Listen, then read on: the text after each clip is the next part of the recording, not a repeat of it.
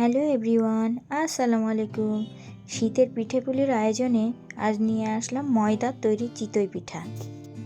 অসংখ্য ছিদ্রযুক্ত নরম তুলতুলে, মুখে দিলেই মিশে যাবে।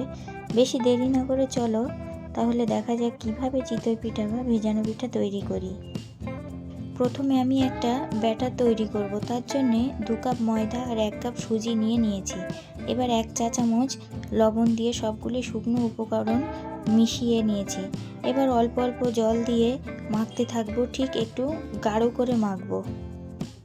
মেখে ঢেকে রাখবো 10 মিনিটের জন্যে।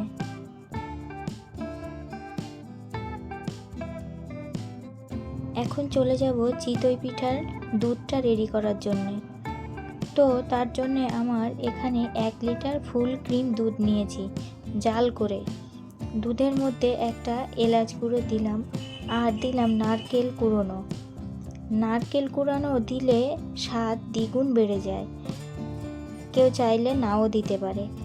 তো দুধটা ভালো করে ফুটিয়ে নিতে হবে। হাই ফ্লেমে দুধটা জাল করে নেব, সামান্য একটু লবণ দিয়ে। মিষ্টিতে লবণ খেতে ভালোই লাগে। আমি এখানে ভীষণ বড় একটা ভুল করে ফেলেছি। তো পিঠা বানাতে গিয়ে এরকম ভুল যেন কেউ না করে, আর সেটার দিকে খেয়াল রাখতে হবে। আমার এখানে ভুল হয়েছে, আমি গরম দুধের মধ্যে খেজুরের গুড় দিয়ে ফেলেছি। আর গরম দুধের মধ্যে খেজুরের গুড় দিলে কেটে যাওয়ার সম্ভাবনা থাকে, তো আমার সেটাই হয়েছে।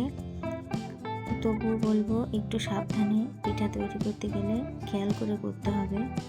এবার চলে আসলাম সেই ব্যাটারের কাছে। 10 মিনিট ঢেকে রেখেছিলাম।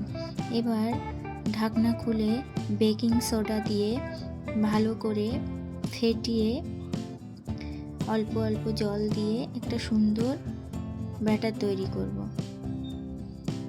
এই যে দেখতেই পাচ্ছ কত সুন্দর একটা ব্যাটার তৈরি হয়েছে। তো আমি এখানে একটা লোহার কড়াই নিয়েছি, একটা ঢাকনা দিয়ে। খুব সুন্দর হয়েছে পিঠেগুলো, অসংখ্য ছিদ্র হয়েছে, ফুলকো হয়েছে, খুব সুন্দর হয়েছে। এক এক করে পিঠেগুলো তৈরি করে নিয়েছি আর জাল করে রাখা দুধের মধ্যে গরম গরম দিয়েছি।